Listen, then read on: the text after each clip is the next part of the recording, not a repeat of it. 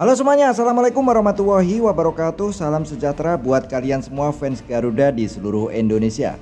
Salam sepak bola. Guys, di tengah sorotan dunia terhadap timnas Indonesia dari peluangnya yang probabilitasnya kini naik 60%, ada 5 negara yang ingin Indonesia gagal mencapai itu semua. Negara mana aja itu guys? Dan perlu Mimin ingatkan kepada fans Garuda, jika seandainya, tapi semoga enggak ya, jika timnas nanti kalah dari Australia, Mimin harap kalian semua dewasa menyikapinya di sosial media, oke?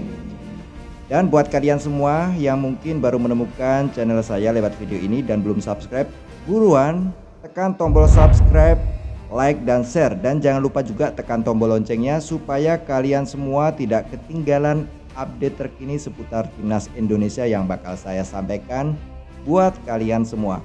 Oke, langsung aja kita simak berita yang satu ini.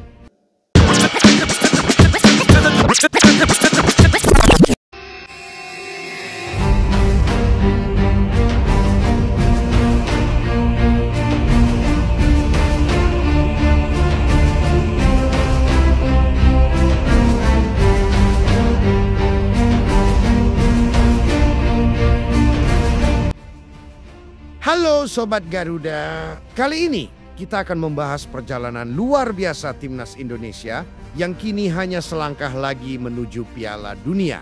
Tentu, pencapaian ini bukanlah hasil instan, melainkan buah dari proses panjang yang penuh perjuangan.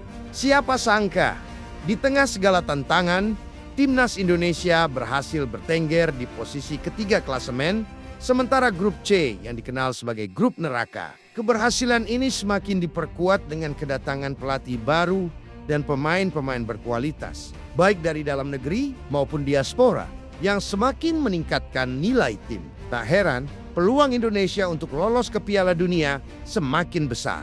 Tentu, pencapaian ini bukanlah hasil instan, melainkan buah dari proses panjang yang penuh perjuangan. Dari dinamika internal hingga tantangan eksternal, tim Garuda telah menunjukkan konsistensi dan semangat pantang menyerah. Namun, di balik optimisme tersebut, ada beberapa negara yang secara terang-terangan berharap Indonesia gagal mencapai momen bersejarah ini. Mengapa?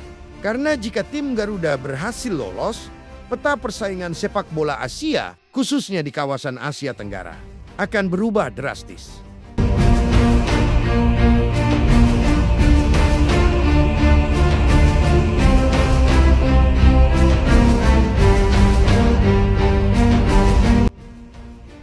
ESPN bahkan menulis bahwa timnas Indonesia saat ini sudah jauh berbeda dengan 80% pemain yang bermain di luar negeri. Tim Garuda kini dianggap sebagai tim yang mampu bersaing dengan siapapun di Asia. Keberhasilan Indonesia menjadi satu-satunya wakil ASEAN di babak ketiga kualifikasi Piala Dunia 2026 semakin memperkuat sorotan media internasional, termasuk FIFA yang kerap memposting perkembangan timnas di media sosialnya. Jelas semua itu harus bisa menjadi tambahan pelucut semangat bagi tim Garuda untuk terus melangkah maju. Serta mudah-mudahan segala sorotan yang masuk nggak malah menjadi beban bagi para pemain untuk bisa on fire di atas lapangan.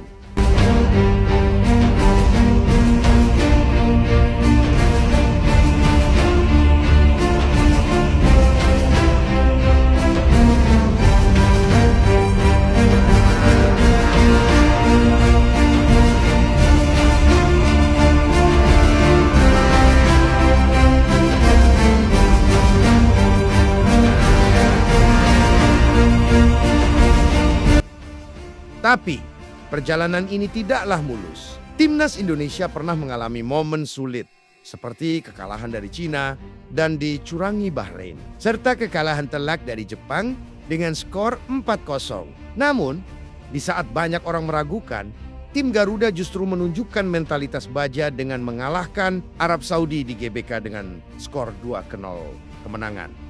Ini tidak hanya menjaga peluang lolos, tetapi juga membuktikan bahwa timnas Indonesia mampu bangkit di saat-saat kritis. Dengan kekuatan pemain diaspora, sinergi antara PSSI dan pemerintah, serta dukungan penuh dari pelatih baru.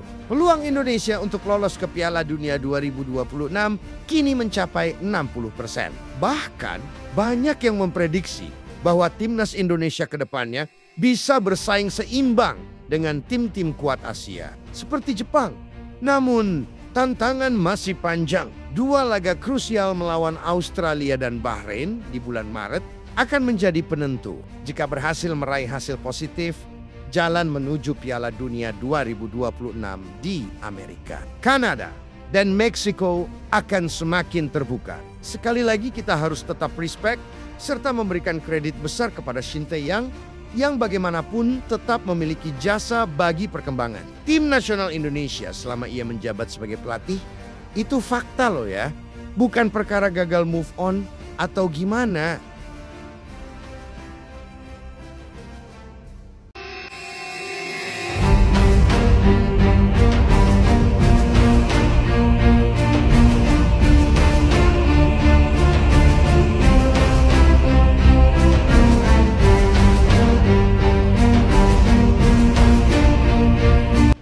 Lebih lanjut berkaca dari situasi yang ada sekarang, wajar jika sekarang banyak media-media asing ternama menilai peluang Indonesia untuk lolos ke Piala Dunia 2026 jadi lebih terbuka dari yang semula nggak nyampe 40%, kini naik di angka sampai 60%. Pasalnya dengan kekuatan pemain abroad yang dimiliki, serta kesatuan sinergi antara PSSI dan pemerintah, menjadikan Indonesia nggak bisa lagi dianggap sebagai underdog. Ditambah masuknya jajaran tim pelatih baru serta 4 pemain baru yang baru aja dinaturalisasi, membuat probabilitas itu semakin naik dan optimisme kian bertambah. Dan enggak sedikit yang berpendapat kalau timnas Indonesia ke depannya bahkan bisa bertarung seimbang dengan tim terkuat Asia saat ini.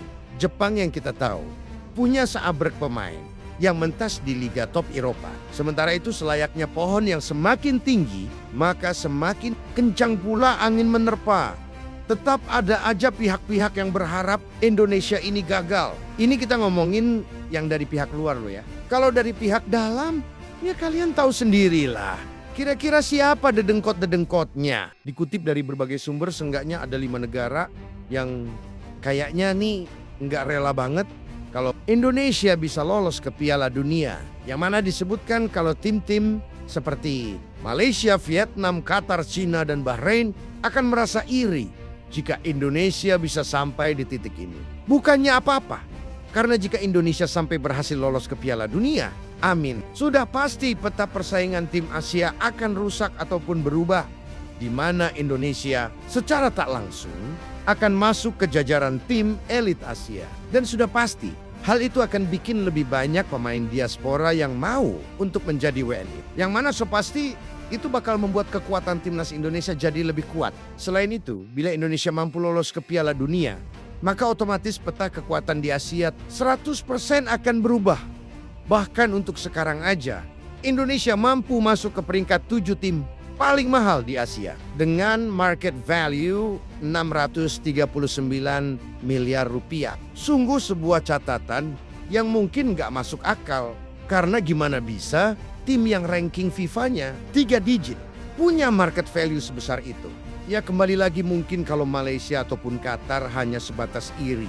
Tapi kalau Vietnam dan China, walah beneran sampai dijulitin abis dong. Lucunya nih, ada media Cina bernama Sohu yang beneran protes terkait penambahan pemain baru timnas Indonesia, di mana media tersebut merasa nggak habis pikir. Gimana bisa PSSI mampu secepat itu mengurus proses yang bahkan Federasi China sendiri dirasa belum tentu bisa.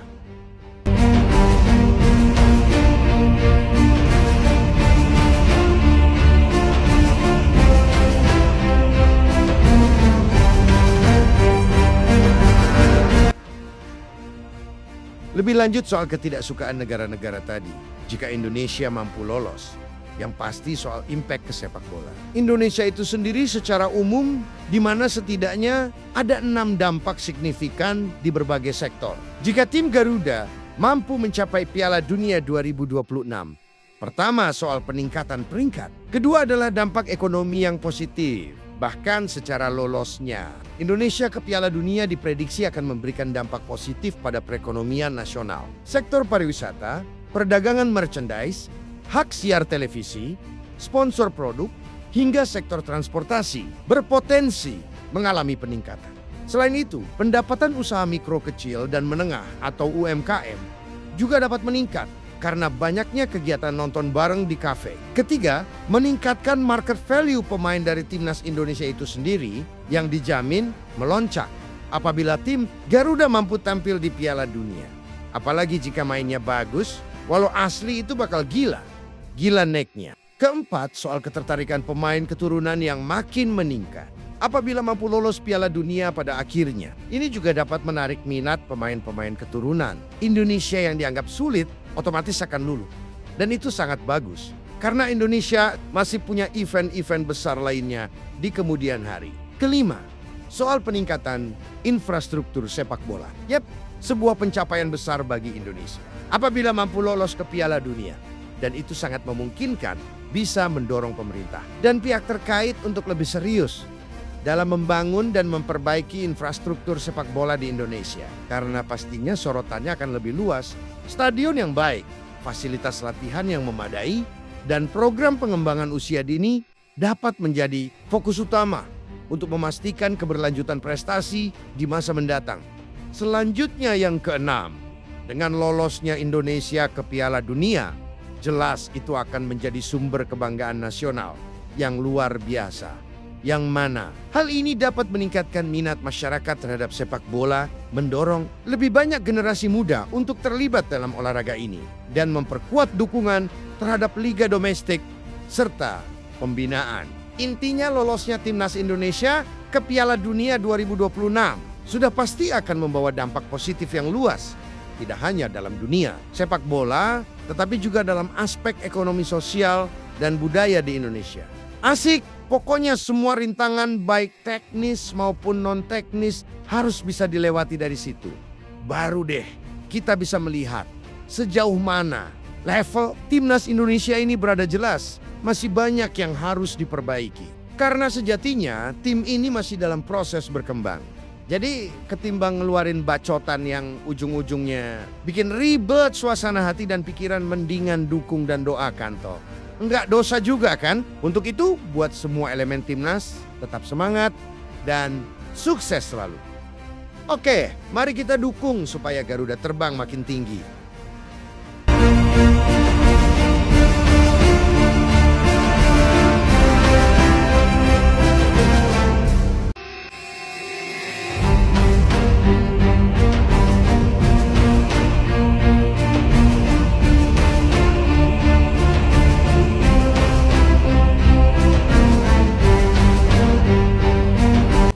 Guys, itulah berita yang sudah saya sampaikan buat kalian semua fans Garuda di seluruh Indonesia. Semoga bermanfaat. Dan terima kasih buat kalian semua yang sudah menonton video ini sampai selesai. Sampai ketemu di video saya selanjutnya. Salam sepak bola.